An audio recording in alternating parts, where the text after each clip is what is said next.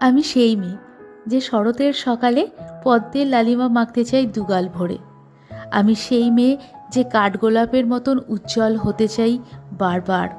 আবার আমি সেই মেয়ে যে শান্ত চোখের কাজল এঁকেছে, কপালে লাল টিপ পড়েছে মা দুর্গার মতন।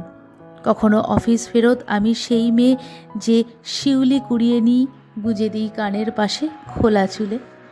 আমি সেই মেয়ে যে ভীষণ ভালোবাসি খাঁচায় বন্দি পাখিকে মুক্ত আকাশে উড়িয়ে দিতে। কোনো দিন হয়তো আমি সেই মেয়ে যে আড়াল করে মুখ লুকিয়ে অঝরে কাঁদি শাড়ির আঁচল ঢেকে।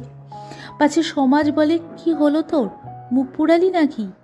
তাই চোখ এড়িয়ে সবার থেকে সেই মেয়েটাও আমি তো।